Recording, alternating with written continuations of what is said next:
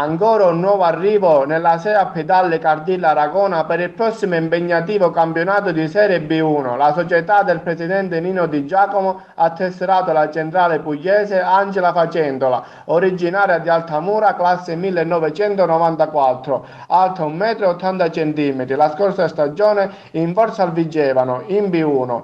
Alle spalle della giocatrice anche una stagione in A2 con l'Endu Olbia e poi tanti campionati di B1, non solo con l'Olbia ma anche con le maglie di Cuneo e Potenza. Angela Facendola ha iniziato la carriera con la squadra della sua città.